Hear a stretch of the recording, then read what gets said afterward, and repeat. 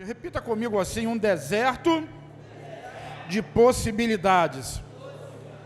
Eu venho numa sequência a respeito do Espírito Santo e nas últimas 2 semanas ministrei a respeito de um ambiente de fé. E agora eu quero abrir, mas um deserto, porque o deserto tem muito a ver com o Espírito Santo e o deserto também tem muito a ver com uma abertura de possibilidades. Às vezes nós não prestamos atenção naquilo que Deus pode fazer através ou por meio de um deserto que nós somos obrigados a passar. Por isso um deserto de possibilidades. Muitas das vezes as grandes possibilidades da sua vida, elas vão ser abertas no momento em que você estiver passando por um deserto na sua vida. Porque é o Espírito Santo que vai abrir essa porta. Então eu queria que você lesse comigo Mateus capítulo 4, versículo 1. É um texto de Jesus. Jesus acabara de ser batizado por João, o Espírito Santo desceu sobre ele e ele estava pronto para começar o seu ministério, mas antes de começar, aconteceu um fato inusitado com o próprio Senhor Jesus. Versículo 1 de Mateus 4 diz: em seguida ao batismo, Jesus foi conduzido pelo Espírito ao deserto. Vamos repetir essa frase? Jesus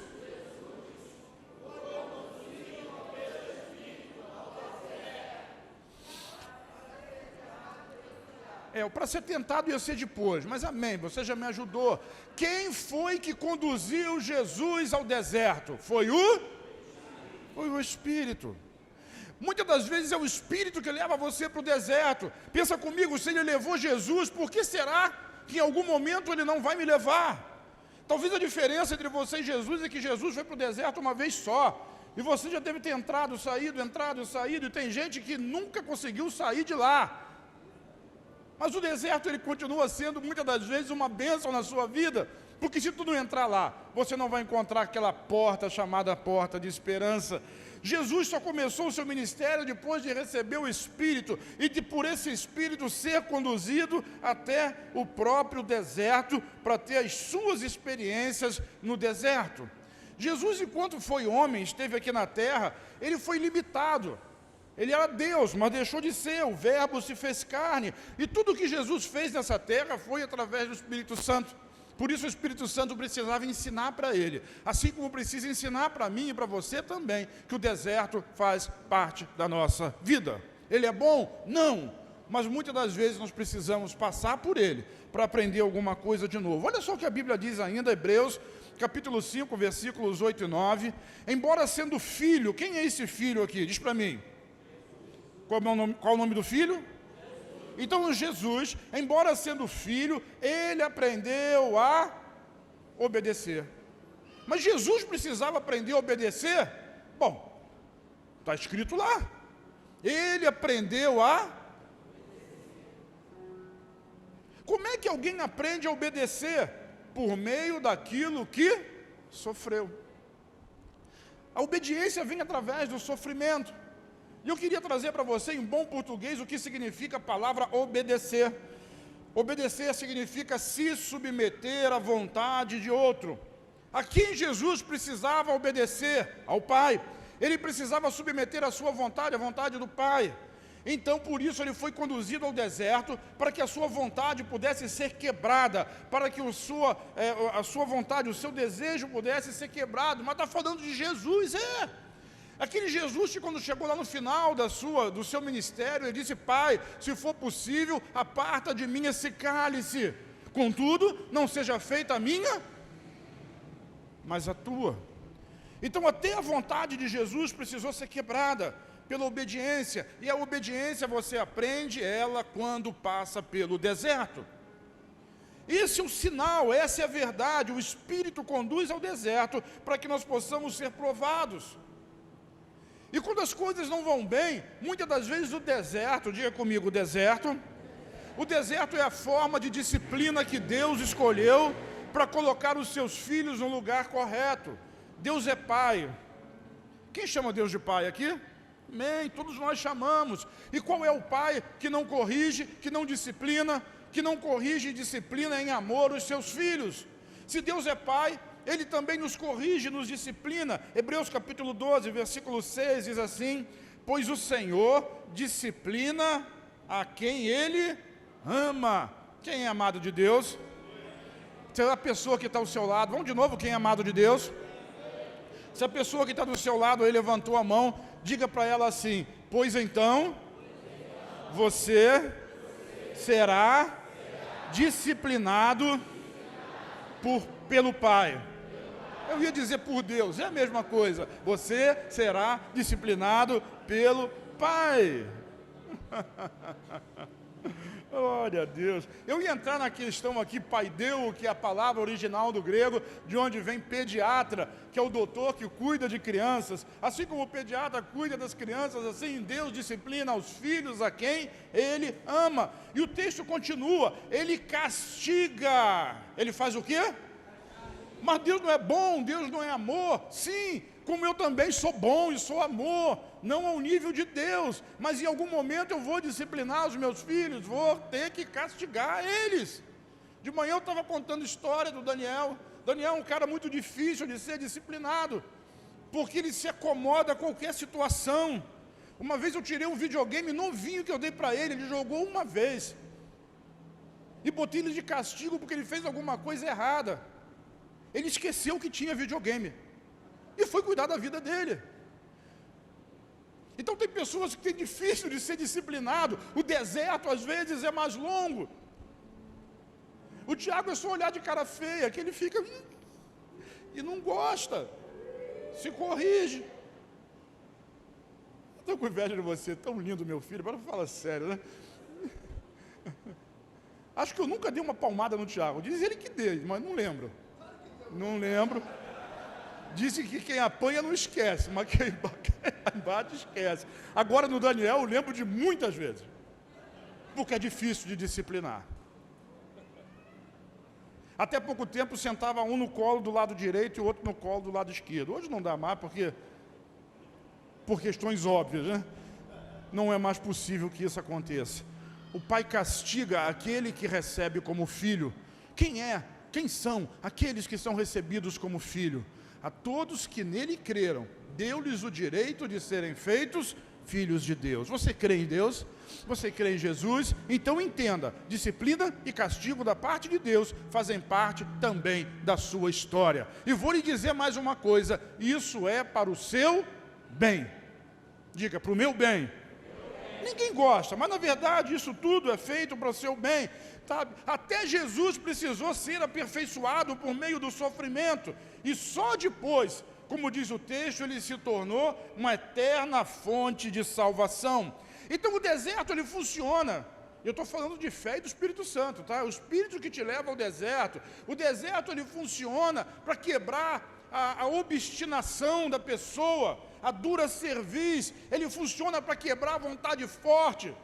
E quanto mais o indivíduo ele é obstinado naquilo que pensa, mais deserto e mais disciplina ele acaba recebendo. Existem outras formas de disciplina, mas hoje eu quero falar a respeito do deserto. Repete comigo assim: quando o Espírito me levar ao deserto, eu vou me submeter. Desertos e provações, então, fazem parte da vida. Fique feliz, Tiago disse isso. Fique alegre, fique feliz quando você passar por diversas provações, porque é ela que vai produzir paciência e perseverança na sua vida. Grandes batalhas só são vencidas quando o adversário, o oponente de fato é grande. Pequenas batalhas você não leva nem em consideração, nem lembra, mas quando grandes gigantes são derrubados. Ninguém esquece de Davi matando Golias. Quando grandes gigantes são derrotados, aquilo fica marcado na história. Deus quer que você vença batalhas grandes, e a maior de todas as batalhas que você precisa vencer, acredita em mim, elas estão justamente dentro da sua mente, dentro da sua cabeça. A sua mente, a sua cabeça, a sua vontade, a sua alma te guia por situações de muito perigo. João 16, versículo 33, Jesus diz assim: eu lhes falei tudo isso para que tenham paz em mim. Quando Jesus ensina essas coisas, é para que nós possamos ter paz nele. E o que ele disse? O que ele ensinou? O versículo diz: aqui no mundo vocês terão aflições. Desertos, aflições, dificuldades fazem parte do mundo, mas ele diz: eu venci e vocês vencerão também. Então ele diz isso para mostrar que ele também foi para o deserto, ele também teve que se submeter, a vontade dele precisou ser quebrada, e ele se submeteu à vontade do Pai, ele passou por aflições e por dificuldades, mas ele venceu. Então quando nós passamos pelas mesmas aflições e dificuldades, nós podemos desenvolver uma característica que Jesus pagou para nós. Diga: paz. Paz, a paz que excede todo o entendimento, diz Paulo, guardará a sua mente e o seu coração em Cristo Jesus. Lá em Isaías 53 diz: pelas suas feridas eu fui sarado, e o castigo que me traz a paz estava sobre ele. Ele passou, e você não é melhor que ele, então vai passar também. Para quê? Para que a sua vontade seja quebrada, para que a sua obediência seja confirmada, para que você se submeta a uma vontade que é a vontade do Pai sobre a sua vida. Diz amém? E desde o Velho Testamento era assim. No livro de Oséias, no profeta Oséias, capítulo 2, versículos 14 a 16, diz assim: contudo, é o Espírito falando, eu a conquistarei de volta. Nesse texto, quem conhece Oséias sabe da história de que Deus mandou que ele se casasse com uma mulher prostituta, e a mulher traía ele constantemente. Ele teve alguns filhos e a mulher vivia traindo ele. E isso tudo é para exemplificar a relação de Deus com o povo de Israel. Deus amava, Deus trazia, Deus abençoava, e o povo se prostituía com outros deuses. Mas a palavra do Espírito Santo, quando usa o texto de Oséias, diz assim: eu a conquistarei de volta. Vire para quem está ao seu lado e diga: Deus quer te conquistar de volta. Ele quer trazer você de volta. Mas como é que ele faz isso? Qual é a estratégia? Qual é a maneira? Qual é o modo? O próprio versículo 14 diz: ao deserto a levarei e lhe falarei com carinho. A forma de Deus trazer o seu amado, a sua amada de volta, muitas das vezes é levar ao deserto. Ele está levando ao deserto para que você perceba que precisa dele, que depende dele, porque no deserto não se planta e não se colhe. O deserto é seco, o deserto é inóspito, o deserto não fornece alimento nem sustento. Por isso o deserto é um lugar onde nós somos provados na nossa obediência e aonde nós precisamos nos submeter a alguém que nos sustente, nos proteja e nos guarde, porque senão de lá nós não vamos sair. Então o profeta dizia pelo Espírito Santo: eu a levarei ao deserto, para que no deserto eu possa lhe falar com carinho. E qual é o projeto de Deus? Não é matar ninguém no deserto, mas, diz o versículo 15, devolverei suas videiras, transformarei o vale de Acor numa porta de esperança. Quantos querem a porta de esperança? Porta de esperança pode significar uma resposta, pode significar uma oportunidade, pode significar uma possibilidade, mas essa dita porta da esperança só vai aparecer na sua vida quando você compreender que o seu deserto chegou ao fim. E você pode cantar aqui a plenos pulmões a respeito desse deserto e dizer: ele vai chegar ao fim, eu vou vencer essa guerra. Daqui a pouco você vai cantar, mas o cantar por si só não vai resolver o seu problema. É preciso aprender a obedecer. Diga: obedecer. Por isso Deus leva ao deserto para poder falar de amor, falar com amor, devolver a vida que Ele sonhou para você e te dar, sim, abrir uma porta de esperança no meio do vale do desespero. É o vale de Acor, o vale de Acã, vale do desespero por porta de esperança. Sabe, às vezes nós não aceitamos ou não percebemos que estamos vivendo ou passando por um deserto.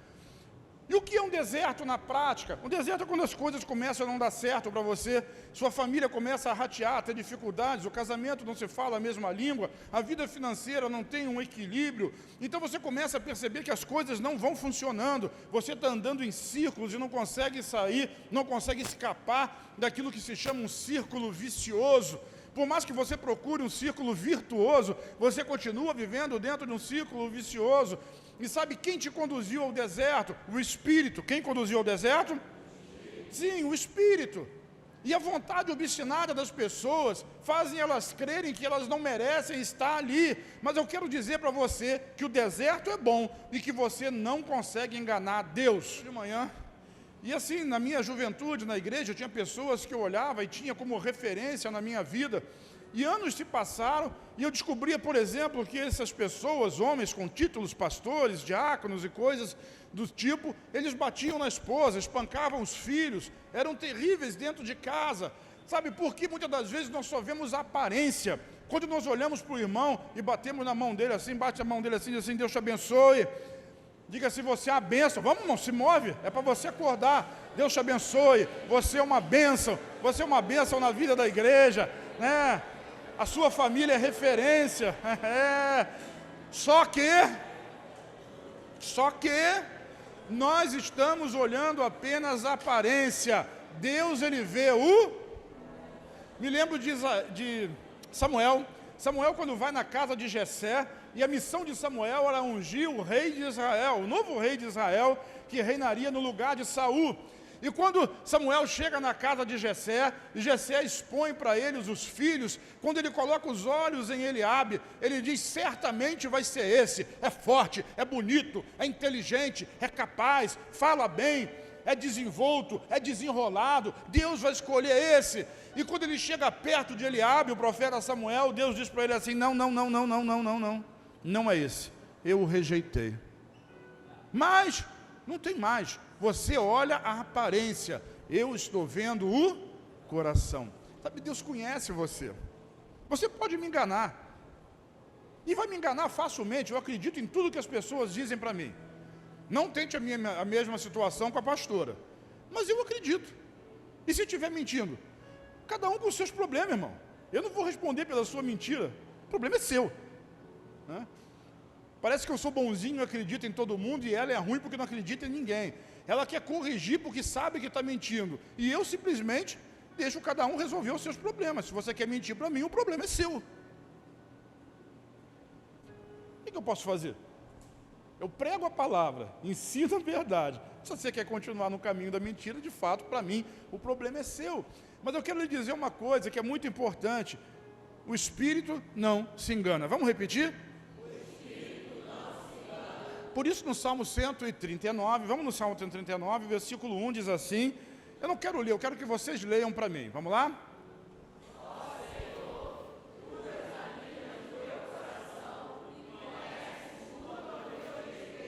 Quem examina o seu coração?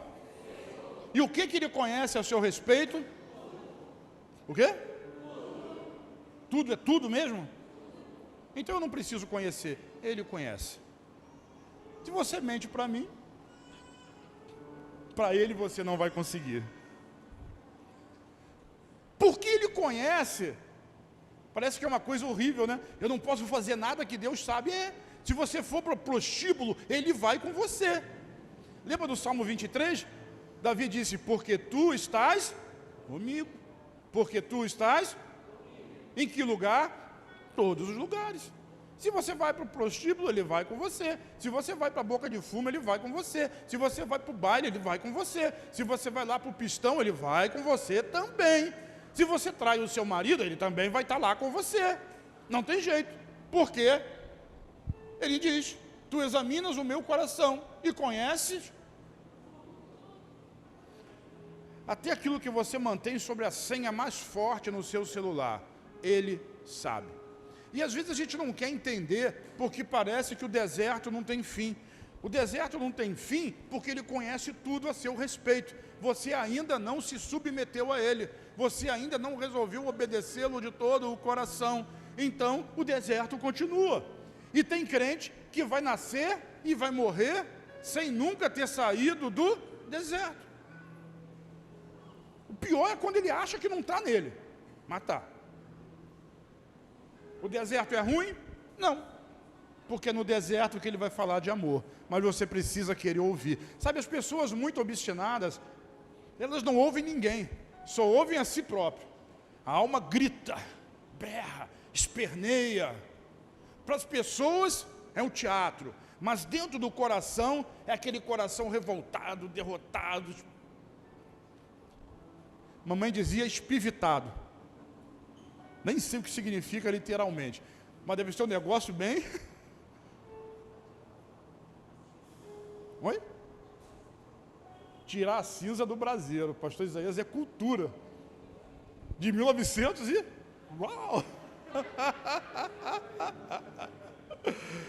Bota o versículo 7 do Salmo 139. Olha só o que diz. Lê para mim aí.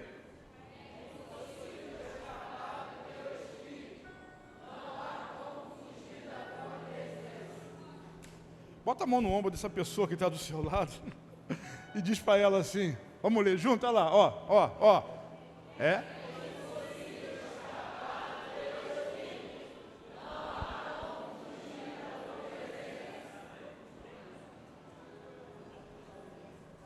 Às vezes a gente acha que isso é ruim, mas não é não. Isso dá segurança. Mas Deus é mau, Ele fica me vigiando o tempo todo. Fica. Porque quem ama, vigia.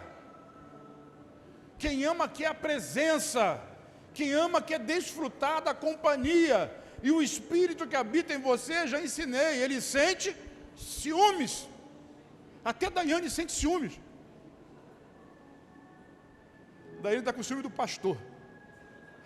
Lá do YouTube, né? O pastor, está com ciúme do pastor. E não sou eu não, é outro aí. Não sei quem é não conheço.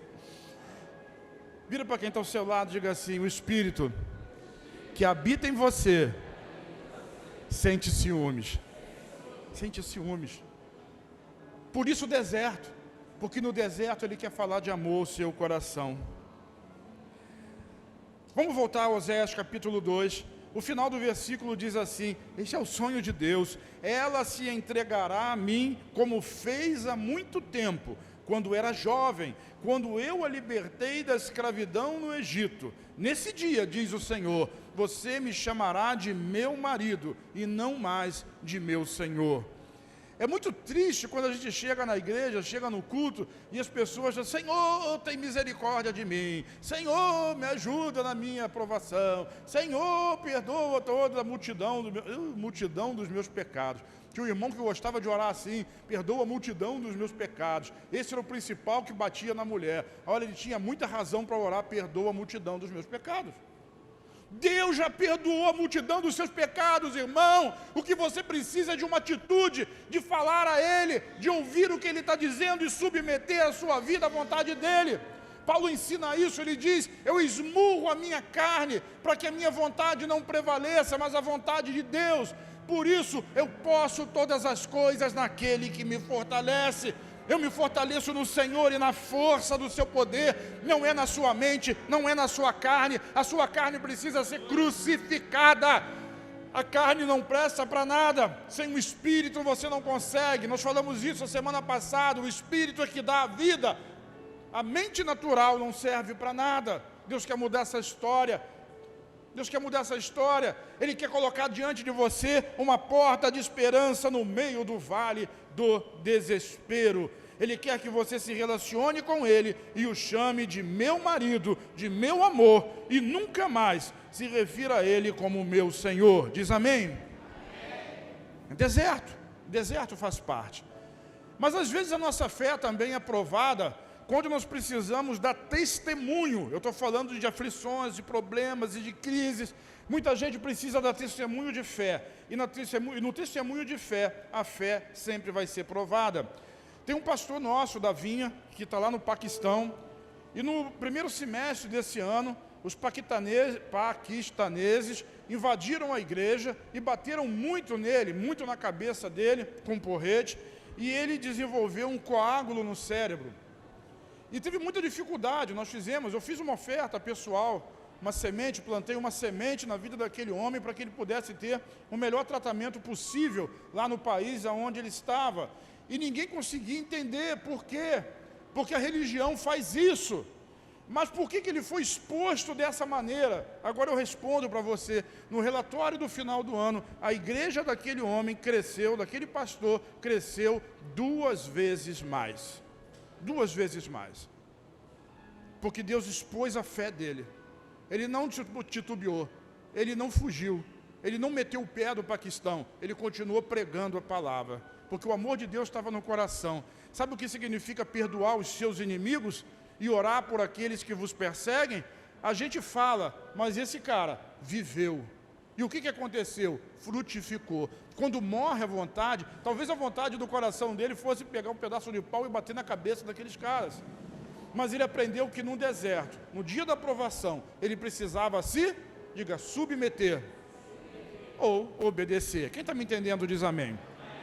A Bíblia tem uma história que você conhece de 3 jovens, e com eles aconteceu a mesma coisa. Daniel capítulo 3, versículos de 15 a 18, diz assim: eu lhes darei mais uma chance. Nabucodonosor falando, o rei da Babilônia, se prostrarem e adorarem a estátua que fiz, quando ouvirem o som dos instrumentos musicais. Se contudo vocês se recusarem, serão lançados de imediato na fornalha ardente. E então, que Deus, pergunta a ele, será capaz de livrá-los das minhas mãos? Então Sadraque, Mesaque e Abidnego responderam ao Nabucodonosor: não precisamos nos defender diante do rei. Se formos lançados na fornalha ardente, o Deus a quem servimos pode nos salvar. Sim, ele nos livrará das suas mãos, ó rei. Mas, ainda que ele não nos livre, vamos repetir junto? Ainda que ele não nos livre, queremos deixar bem claro, jamais serviremos aos seus deuses, ou adoraremos a sua estátua. Sabe o que significa? É espantoso. Mas quantas das vezes nós, nos nossos dias, em 2022, em pleno século 21, deixamos em dúvida a nossa fé quando somos expostos? Por quê? Porque nós não queremos ficar mal com as pessoas, não queremos ficar mal com a sociedade, não queremos aparecer como se fôssemos fundamentalistas, né? Ortodoxos, é o que eles gostam de chamar. Então, assim, com amigos, com a namorada, com os colegas, nós não temos a coragem de expor a imagem de Jesus e nem da igreja. Nós não queremos expor a nossa fé diante do mundo, ser crente aqui dentro só. Às vezes o deserto é exposição, é ser confrontado com a palavra, com a posição que você tem ou que você não tem. É preciso pensar nisso. O curso daqueles jovens era uma fornalha de fogo, e eles disseram: eu prefiro a fornalha do que adorar a sua estátua. Eu prefiro ser chamado de ortodoxo, de maluco, de fundamentalista, mas eu quero me casar virgem. Mas todo mundo é o espírito do mundo. Nós servimos ao Espírito de Deus. Nós somos diferentes. Todo mundo faz. Tudo que todo mundo faz, você não deve fazer. E às vezes o deserto não acaba. Eu queria aprofundar nisso, mas não vai dar tempo, infelizmente, numa outra oportunidade. Às vezes nós estamos no deserto e somos expostos, porque no dia da escolha, nós fizemos a escolha errada. E o Espírito Santo, ele nos ama tanto que ele não deixa para lá. Ele pega você pelo bracinho e diz assim: vem para o quarto do silêncio. Fica ali, vai pensar um pouquinho. Pensa um pouquinho naquilo que você fez. Pensa um pouquinho naquilo que você falou. Meu Deus! E tem que fazer isso para você pensar, para você refletir no que você está fazendo. A que espírito você serve? A mente natural e o espírito do mundo? Ou o Espírito Santo e o Espírito de Deus? Versículo 25 desse texto diz assim: Nabucodonosor, o rei, disse: olha lá, eu vejo 4 homens desamarrados no meio do fogo, sem se queimar. E o 4º homem se parece com o filho dos deuses. Repete comigo: porque tu estás comigo. Bota a mão no ombro de quem está ao seu lado, diga assim: nunca perca essa visão. Você tem Jesus, Ele não vai embora. Então repete: porque tu estás comigo.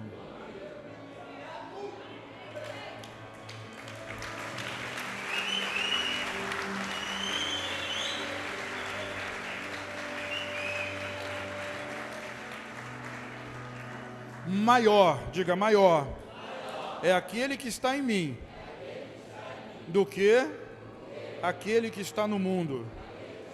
Se você não tem fé e não aprende isso na palavra, você vai acabar passeando no deserto. Porque lá você vai aprender que maior é aquele que está em você. Você não precisa de ter relação sexual. Não sei porque o Espírito quer falar com isso. Deve ter jovem transando. Você não precisa ter relação sexual antes do casamento. Mas e as minhas necessidades? Que suas necessidades? O que o mundo, maior é aquele que está em você, que supre todas, eu disse todas, as suas necessidades. Filipenses 4,19 também serve para isso. O meu Deus, segundo as suas riquezas em glória, suprirá cada uma, todas as minhas necessidades em Cristo Jesus. Oh, meu Deus, glória a Deus, aleluia. Seja qual for a situação, Ele está com você. Diga, Ele está comigo. Eu quero concluir com um ponto, repete comigo assim, a doença que provoca a fé. Estou dizendo isso porque Deus não disciplina filhos com enfermidade. Se você ouviu isso em algum lugar, ouviu isso de algum pastor, não acredite nisso, isso não é palavra de Deus. Deus não pune seus filhos com enfermidade, nem com doença. Doença faz parte do mundo. Nós devemos lutar contra ela. A Bíblia diz que o Senhor Jesus levou verdadeiramente na cruz todas as nossas enfermidades. Se Ele levou as nossas enfermidades, por que Ele vai devolver ela para nós? Não faz sentido. Sabe, enfermidade é coisa do diabo, é coisa do mundo. Nós não devemos aceitá-las. Lute contra elas, não são de Deus. Lute com as forças que você tiver. Vai ao médico, faz exame, não tem problema nenhum. Ore a Deus, crendo. Se Ele já levou as enfermidades, a cura diz respeito à sua vida, é um direito seu. Eu não vou me aprofundar, mas enfermidade não é forma de disciplina. Todo pai já passou pela experiência de dizer para o filho, meu filho, se afasta do fogão porque você pode se queimar. Mas quando você vai ensinar isso para o seu filho, e ele é teimoso, obstinado, criança às vezes é muito obstinada, muito teimosa, ela quer experimentar coisa nova, então ela tem vontade de ficar pequenininha na frente do fogão e ficar levantando as mãos para encostar lá em cima do fogão. Benjamin, meu jovem, não faça isso. Mas eu duvido que o pastor Isaías ou a pastora Amanda vão pegar esse meu filho, isso é para o seu bem. Vem cá, pega ele no colo, acende o fogo, coloca a mão aqui. Fogo queima.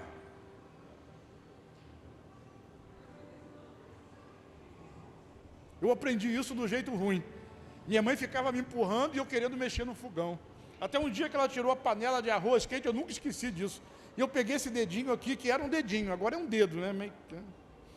E, meu Deus do céu, nunca mais. Às vezes a gente passa pelo deserto, mas não foi Deus que levou você para lá. Eu que resolvi colocar o dedo onde não era chamado. Cuidado, irmão, onde você coloca o seu dedo. Cuidado. Já aprontei isso, nunca esqueço. Meu pai era carpinteiro, lá em casa tinha muito prego. Uma vez eu vi um buraquinho da tomada redondinho, um prego redondinho, e pensei, deve ser para colocar ali. Meu Deus, eu aprendi que não era. Meu filho, não atravessa a rua, porque o carro pode te atropelar. Ainda mais aqui na porta do prédio, que o trânsito está uma loucura. Uma vez eu profetizei que o trânsito aqui tem engarrafamento do Jardim Catarina, olha só, a culpa é minha. Aí, ambulância, corpo de bombeiro, confusão. Eu vou te ensinar, fica deitado aí na frente do carro, eu vou passar com o carro por cima de você, para você ver que é perigoso ficar atravessando na rua. Irmão, pai que faz isso, e Deus, Jesus diz assim, vocês que sendo maus, sabem dar coisas boas para os filhos, será que o meu pai não vai dar o Espírito Santo para quem pedir? Deus não é ruim, irmão, Deus não é mau, então doença não vem de Deus, repete, doença não vem de Deus. É por isso que eu digo, nós vamos ser uma igreja que não tem pobres e nem doentes. Eu não posso dizer que nós vamos ser uma igreja que não tem pecadores. Não posso dizer. Porque enquanto nós estamos no mundo, nós estamos sujeitos ao pecado. Mas a vontade de Deus é que nós sejamos uma igreja, que não somos nem pobres e nem doentes, porque Jesus já pagou o preço na cruz, como também já pagou o preço pelo seu pecado. Nós vamos ter pecadores, mas pecadores perdoados, redimidos, salvos, justificados pelo poder e pela glória do nome do Senhor Jesus. Diz: esse sou eu. Certo dia Jesus atravessou o mar e chegou ali nas margens do Mar da Galileia. 2024 nós vamos lá e você vai comigo. Os primeiros 30 ou 35, tá? Vai ser um ônibus só, porque senão dá muito trabalho. O pastor tá velhinho para ficar correndo atrás de gente lá em Israel, e esse não dá mais para mim, tá? Então é 30 e poucas pessoas, preste atenção quando sair as vagas. Então Jesus atravessou e chegou no Mar da Galileia. Lá é lindo, irmão, lindo, lindo. Quem gosta de pescar aqui? Pescar. Gosta? Lá tem cada peixão desse tamanho. Esse negócio, eu vi lá na beira do mar, na beira das pedras, assim, cada peixão. Eu quero ficar longe deles. Mas para quem gosta, tem muito peixe, é muito limpo, é muito bacana. E Jesus chegou lá, atracou o barquinho que ele estava, e quando ele saiu na rua, olha só o que o texto diz, Marcos capítulo 5, versículos de 25 a 29, no meio da multidão estava uma mulher que havia 12 anos sofria de hemorragia, 12 anos sofrendo de hemorragia. Tinha passado por muitas dificuldades, Lívia. Aliás, Deus mandou dizer para você outro dia que você não veio. Não sei se vou dizer, né? Não veio, perdeu, né?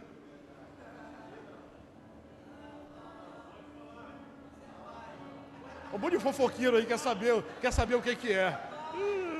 Hã? Quem? Bom é Deus. Eu sou implicante. Bom é Deus, eu sou implicante. Nem conto para vocês. Depois senta com ela aí, com o Tiago, tu vai ver o quanto. Mas Deus manda dizer para você que Ele gosta do seu jeito de ter fé. Diz: não desiste disso não. É meio louco. Deixa alguém doido, mas continua na sua fé, que Ele vai estar com você em toda a situação. Então, no meio de uma mulher, da multidão, no meio da multidão tinha uma mulher que estava 12 anos, lutando contra a enfermidade. Gastou dinheiro, foi em tudo quanto era médico, fez todos os exames, fez tudo aquilo que era possível fazer. E olha só, a Bíblia diz assim, sem melhorar. Na verdade, final do versículo 26, tá? Na verdade, havia piorado. Cada vez ficava pior, mas pior. Essa mulher não devia nem aguentar, nem sei como é que ela chegou no meio daquele pessoal com o tamanho da anemia, de 12 anos de hemorragia. Meu Deus, é um milagre ela estar ali. Mas sabe o que acontece? A mente natural, diga mente natural, perdeu. Às vezes a gente só procura a Deus quando não tem mais solução, quando não tem mais alternativa. Eu ia contar uma história aqui de uma pessoa que me pediu oração por um câncer terminal, mas assim, o YouTube fica bloqueando o meu vídeo. Semana passada foi uma luta, porque eu contei uma história aqui e eles não gostaram da história. Mas era verdade, quem estava aqui ouviu, não vou repetir por questões óbvias. Entendeu? O Tiago quase perdeu os cabelos para poder resolver isso e foi difícil pra caramba. Mas aquela mulher, ela teve uma transformação na mente. No meio da dificuldade, do vale, da aflição que ela estava passando, ela encontrou uma porta, diga uma porta de esperança. Sabe quem estava nessa porta? Aliás, sabe quem era essa porta? Jesus disse assim: eu sou a porta. Eu sou a porta. Quando você estiver no meio do vale do desespero e você procurar a porta da esperança, eu quero dizer que a porta da esperança tem nome e sobrenome. Ela se chama Cristo Jesus, meu Senhor, meu Salvador. Ela viu aquela porta, ela resolveu entrar por aquela porta, porque no coração dela ela pensava. O que ela fazia? Pensava. Olha como a nossa mente ela trabalha contra. A nossa mente quer resolver na força do braço. A nossa mente quer resolver baseado na opinião de especialistas. Mas quem é o maior especialista em um ser humano, senão o seu Criador? Aquele que te fez e aquele que te formou. Que você ainda era substância informe, mas Ele já tinha visto você. Ele é o maior especialista. E aquela mulher disse assim, ela pensou, ela nem disse, ela pensou no seu coração, versículo 28, pois pensava, se apenas eu tocar no seu manto, serei curada. Todo mundo sabe o final da história. Ela creu. O que ela fez? Ela foi curada porque creu ou ela creu porque foi curada? Às vezes a gente precisa pensar, parece trocadilho, mas não é. Ela foi curada porque ela creu. Primeiro ela creu, depois ela foi curada. Deus é assim. Você dá e você recebe. Deus é assim, é o jeito dele. E por que a gente vive no deserto? Às vezes é porque a gente quer merecer. Ninguém merece. E no deserto você vai aprender que se você não depender de Deus, você está mal. Tem esperança. Está vivendo o vale de Acor. Está vivendo o vale de Acã. Diz misericórdia. Eu quero concluir com uma palavra. 2 Coríntios, capítulo 12, versículo 10, diz assim: por isso, sinto prazer nas fraquezas. Esse é Paulo. Paulo experimentou tudo. Às vezes a gente não sabe, né? Vai ler o livro de Atos e as cartas e não pega ali o detalhe. Paulo ficou 14 anos no deserto da Arábia, aprendendo. Passou pelo deserto para experimentar tudo isso que ele ensinou, que ele pregou e que ele viveu. E lá na carta aos Coríntios, na sua segunda carta, ele diz: por isso eu sinto prazer nas fraquezas, porque o Espírito conhece o meu coração. Eu sinto prazer nos insultos, nas privações, nas perseguições, nas angústias, tudo isso por amor a Cristo. Quando alguém persegue você, eu tenho um amigo, irmão, ele é crente. Eu acho que ele não sabe disso, ou está em dúvida, mas ele é crente. E um dia ele estava sentado num bar, aqui na Albino Parato, mais ali para frente, e sentou no bar, e tinha uma galera lá tomando cerveja, fazendo aquela bagunça, e alguém disse para ele: fulano, o que você está fazendo aqui? Isso não é seu lugar, não. Você é crente. Aí ele ficou todo desconcertado.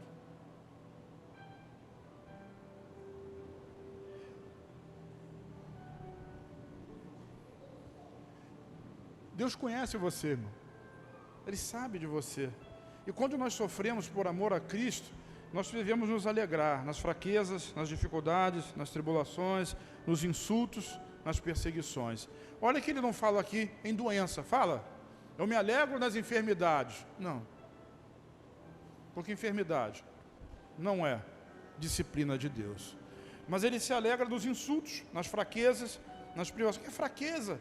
Está cansado. E eu ouvi tantos testemunhos das tias no encontro infantil: eu não dormi à noite, eu estou quebrada, passei o dia inteiro aqui. E Deus diz o quê? Eu me alegro nas fraquezas. Está fraco, está cansado, trabalhou, lutou, deu sangue. Coisa que a seleção brasileira devia ter feito com mais empenho. Mas eles não estão fazendo para Jesus. Para Jesus a gente está em empenho. Empenho. E Paulo conclui dizendo assim: porque quando eu sou fraco, então eu sou forte. Quando você depende da sua força, é só você. Mas quando você reconhece a fraqueza, o poder de Deus se aperfeiçoa, aonde? Na sua fraqueza. Quantos são fortes aqui? Quantos são fracos aqui? Pois o poder de Deus se aperfeiçoa na sua fraqueza. Diga ao fraco: eu sou. Por quê? Porque o Senhor é a minha força. O Senhor é o meu escudo. Posso todas as coisas naquele que me fortalece. Me fortaleço no Senhor e na força do seu poder. Sabe, os jovens se cansam, caem, se fadigam. Por que os jovens? Porque o jovem confia muito na sua força física, na sua capacidade, na sua tenacidade. Mas a Bíblia diz que os jovens se cansarão, mas aqueles que esperam no Senhor, aqueles que confiam no Senhor, renovarão as suas forças, subirão como asas, como águias, correrão e não se cansarão, caminharão e não se fadigarão. Há uma promessa para aqueles que confiam. Há uma promessa: o seu deserto vai chegar ao fim, porque lá Deus colocou uma porta chamada porta de esperança. Essa porta tem nome, essa porta é? Quantos querem entrar por essa porta? Fica de pé comigo agora, em nome do Senhor Jesus.